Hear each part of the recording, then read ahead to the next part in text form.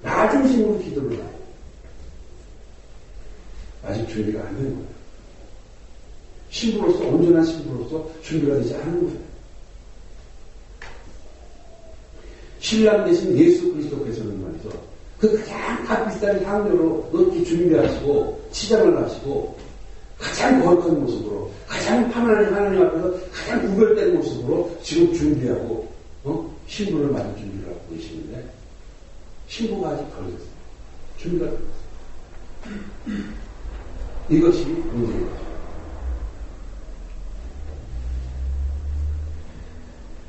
그러므로 그리스도의 신부인 우리 교회들은 구원받은 의미로서 주님을 위한 헌신과 봉사의 삶을 살아가야만 된다는 것입니다.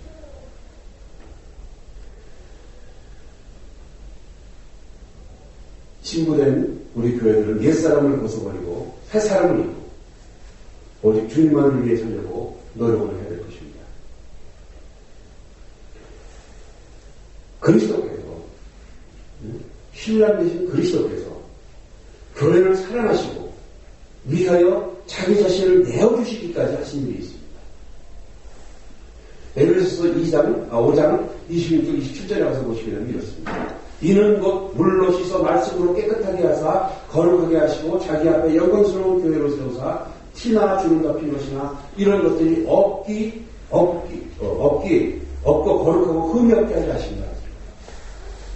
우리로 하여금 거룩하고 흠이 없는 신부로 세우시기 위해서 계속 우리를 말씀으로 씻고 계십니다. 어떻습니까, 우리? 지금까지 우리 짧게는 어제부터 혹은 길게는 한 20, 30년 이렇게 오래 믿음 생활을 하셨을 것입니다. 말씀으로 계속 우리 자신을 씻었을 것입니다. 얼마만큼 씻어서 얼마만큼 우리가 신부다운 신부가 되었는지를 한번 돌아보십시오. 사도 바울도 그랬습니다. 고린도전서 9장 10절에 보면은 자기도 자기를 처복종시킨다고 했어요. 처복종시킨다는 것은 권투 선수가 때려서 KO시키는 걸 말합니다. 자기를 계속해서 이렇게 처복종시키는 이유가 있습니다. 왜? 기껏 복음을 증거하고 나서 자기가 버림을 받을까. 사도 바울도 그랬습니다. 그렇다면 우리는 얼마나 더 말씀으로 우리를 자신을 처복종시켜야 될 것입니다. 얼마나 더 많은 옛사람을 벗어버려야 될 것인가. 그 잘못된 관습들을 우리가 버려야 될 것입니다. 그런 것을 우리가 지금 한번 생각해 봐야 될 것입니다. 왜? 그 거룩하신 신랑 옆에서입니다.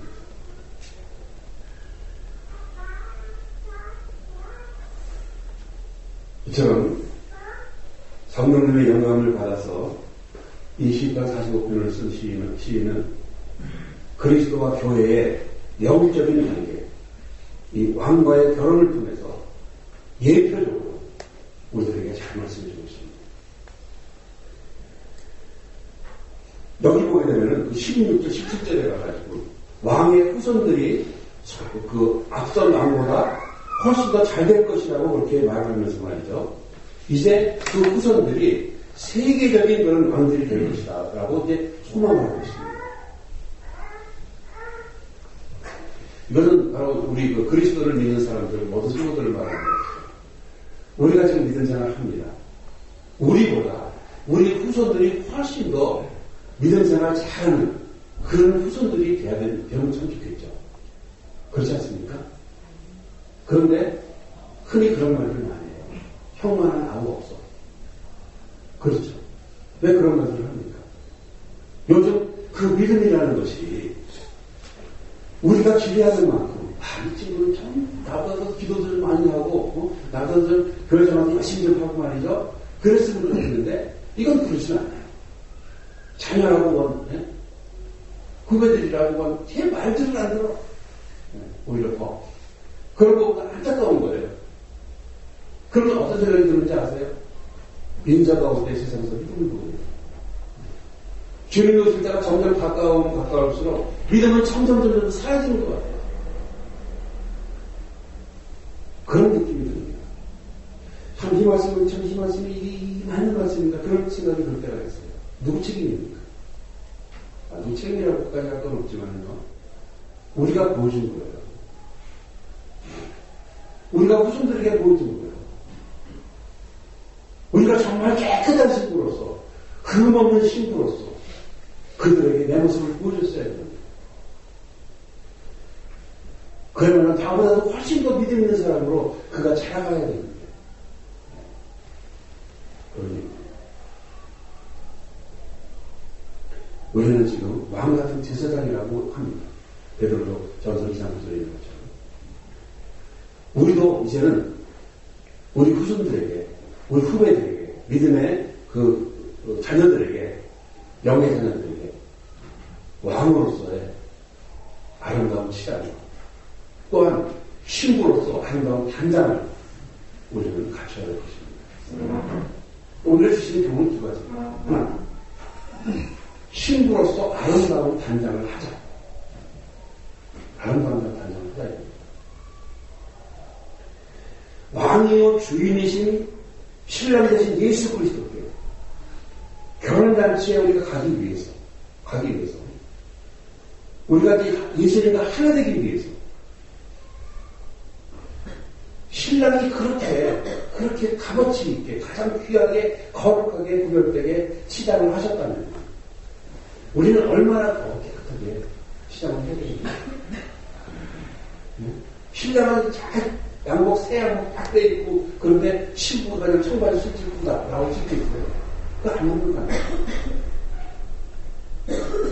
그다음 뭐 오늘 여기 청바지 입고 왔다고 뭐라 그러는 게 아니라 우리는 준비를 해야 됩니다. 여기서 그 신부가 오빌의 금으로 그 장식을 했다는 모습을 오빌의 금으로 오빌은 그 솔로몬이 평소에 이렇게 금을 수입해오던 그런 곳입니다. 그래서 이 아주 가장 아름다운 금 장식을 오빌의 금이라고 그렇게 표현을 합니다. 성경에서. 자, 신부가 이제 그렇게 했어요. 그런데 아니 신랑이 그러면은 오빌의 금이 탐이 나가지고 오빌의 금으로 장식하라고 그러겠습니까?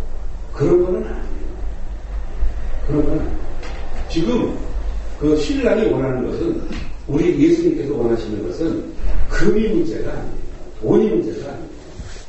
영의 문제, 얼굴 반반하는 거, 뭐, 이런 거 아니에요. 본 모습이 아니에요. 디모데전서 1장 5절 말씀에 있는 것처럼 주님을 사랑하는 믿음입니다. 우리 안에 어떻습니까? 주님을 사랑하는 믿음이 있습니까?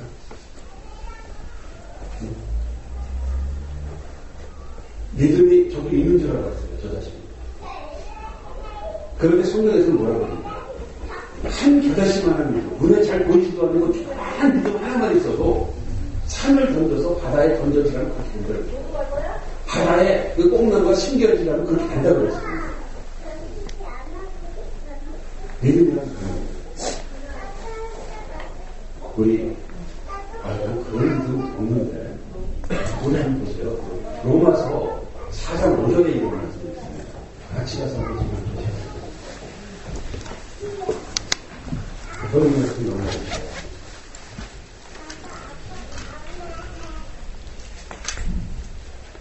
로마서 4장 5절 말씀을 보자면 이 일을 아니할지라도 경건하지 아니한 자들 누굽니까? 저예요. 일도 안 하고 경건하지도 않고 의롭다 하시는 일을 믿는 자에게는 그의 믿음으로 의로 여기십니다. 일 안 하고 뺀질뺀질거려도 경건하지 않고 불경건해도 의인으로 삼아주신 그분을 믿는 것, 그런 사람을 의인으로 삼아주시면 이건 제 말씀이 아니고 제 말이 아니고 하나님의 말씀입니다. 성경의 말씀입니다. 그래서 우리는 지금 버티고 있는 거예요. 그래서 우리는 의인으로 살아가고 있는 거죠. 그리고 예수님의 신부가 되기 위해서는 베드로후서 3장 11절 하반절에 있는 것처럼 거룩한 행실과 경건함이라고 했습니다. 그것으로 장식한 신부. 우리 주님께서는 그것을 원하십니다. 영적인 그리스도의 신부로서 좋은 믿음, 그리고 칭찬받고 인정받을 만한 그런 믿음으로 아름답게 취하고할 수 있는 저와 여러분들이 되기를 기도하겠습니다. 다른 건 할 필요 없어요. 믿음. 믿음만 있으면 하나님을 기쁘시게 할 수가 있습니다. 우리가 하나님을 기쁘시게 못하는 이유는 믿음이 없고, 그 벙어리 간질병 귀신 들린 아들을 고쳐달라고 예수님께 데리고 와서, 예수님 할 수 있거든 좀 고쳐주십시오. 할 수 있거든요. 무슨 말이에요? 믿는 자에게는 능하지 못한 일이 없다. 그랬더니 아버지가 하는 말이 뭡니까? 주여 용서해 주십시오. 저의 믿음 없는 것을 용서해 주십시오. 내 믿음을 더하게 해주십시오. 우리 그런 기도를 해야 될 필요가 있습니다. 믿음의 사람들이 다 되시기를 예수 그리스도의 이름으로 축원드립니다. 두 번째는요, 옛사람을 벗어버리는 겁니다. 앞에서도 잠깐 말씀드렸습니다만 옛사람을 벗어버리고 새사람을 입어야 됩니다. 우리가 옛사람을 그냥 덕지덕지 입고 있는 채 그 잘못된 습관을 덕지덕지 가지고 있는 그 상태에서 믿음이 들어갈 수가 있겠습니까? 들어갈 때 그 믿음이 제대로 온전한 믿음이겠습니까? 옛사람을 벗어버려야 돼요.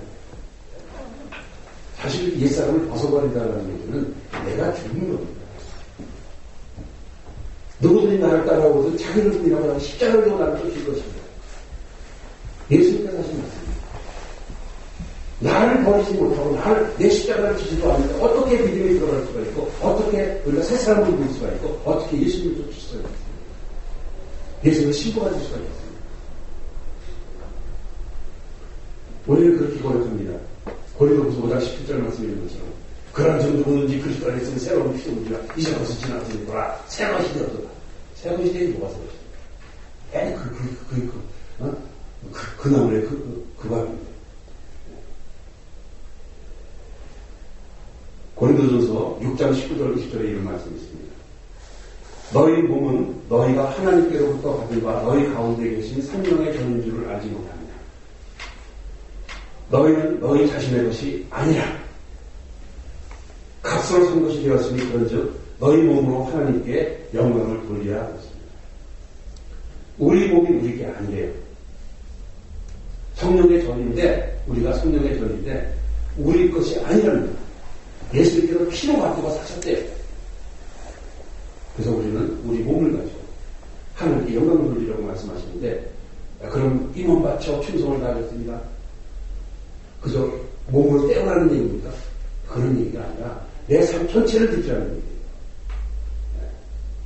내 삶 전체를 하나님께 산 제물로 드려라. 로마서 10장 1절 말씀입니다. 그러기 위해서 어떻게 됩니까? 이 세대를 본받지 말고 마음을 새롭게 하여 변화를 받아 하나님의 선하시고 기뻐하시고 온전하신 뜻이 무엇인지를 분별해서 내 삶을 드려야 되는 것입니다. 로마서 12장에 다 나와 있습니다. 에베소 4장 21절 24절에 있는 말씀처럼 진리가 예수 안에 있는 것 같이 너희가 참으로 그에게서 듣고 또한 그 안에서 가르침을 받았을진데 너희는 유혹의 욕심을 따라 썩어져가는 모습을 따르는 옛사람을 벗어버리고 오직 너희의 심령이 새롭게 되어 하나님을 따라 의와 진리의 거룩함으로 새 사람을 입으라. 새 사람을 입으라.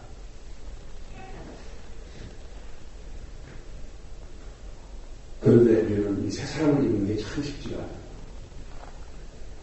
마치 그 새 사람을 입게 되면 죽는 줄 알아요.